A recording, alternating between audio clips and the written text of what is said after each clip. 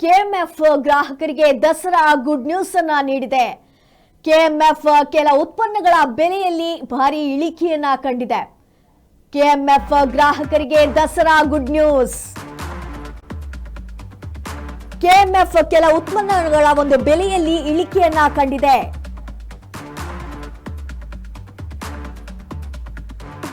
September 22ರಿಂದ Nandini ಉತ್ಪನ್ನಗಳ ದರ ಇಳಿಕೆಗೆ ನಿರ್ಧಾರವನ್ನ ಮಾಡಲಾಗಿದೆ. ತುಪ್ಪ, ಬೆಣ್ಣೆ, ಪನ್ನೀರ್ ಸೇರಿ ವಿವಿಧ ಉತ್ಪನ್ನಗಳ ದರ ಇಳಿಕೆಯಾಗಲಿದೆ.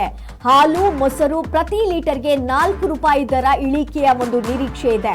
ನಿನ್ನೆಷ್ಟೇ ಸಭೆ ಮಾಡಿದ್ದಂತಹ ಕೆಎಂಎಫ್ ಅಧಿಕಾರಿಗಳು ಜಿಎಸ್ಟಿ ಇಳಿಕೆ ಬೆನ್ನಲ್ಲೇ ದರ ಇಳಿಕೆಗೆ ಸಜ್ಜಾದಂತಹ ಕೆಎಂಎಫ್ ಸೋಮವಾರದಿಂದಲೇ ಪರಿಷ್ಕೃತ ದರ ಜಾರಿ ಸಾಧ್ಯತೆ ಇದೆ. ಕೆಎಂಎಫ್ ಗ್ರಾಹಕರಿಗೆ ದಸರಾ ಗುಡ್ ನ್ಯೂಸ್ ಅನ್ನ ನೀಡಲಿದೆ.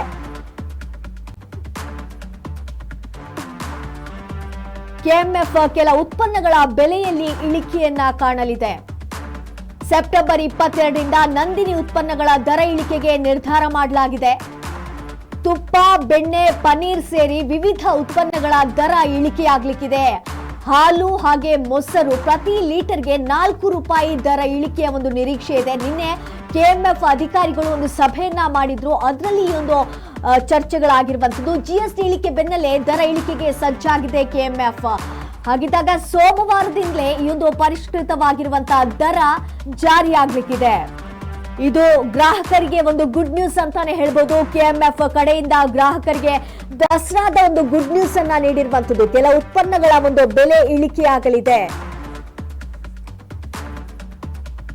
ನಿನ್ನೆ ಒಂದು ಏನು ಸಭೆಯನ್ನ ಕರೆದಿತ್ತು, ಕೆಎಂಎಫ್ ಒಂದು ಸಭೆಯನ್ನ ಮಾಡಿತ್ತು. ಆ ಸಭೆಯಲ್ಲಿ ನಿರ್ಧಾರವನ್ನ ಕೈಗೊಂಡಿರುವಂತದ್ದು. ಸೆಪ್ಟೆಂಬರ್ 22ರಿಂದ ನಂದಿನಿ ಉತ್ಪನ್ನಗಳ ದರ ಇಳಿಕೆಗೆ ನಿರ್ಧಾರವನ್ನ ಮಾಡಲಾಗಿದೆ. ತುಪ್ಪ ಆಗಿರ್ಬೋದು, ಬೆಣ್ಣೆ, ಪನ್ನೀರ್ ಸೇರಿ ಇನ್ನಿತರ ಉತ್ಪನ್ನಗಳ ದರ ಇಳಿಕೆಯಾಗಲಿಕ್ಕಿದೆ.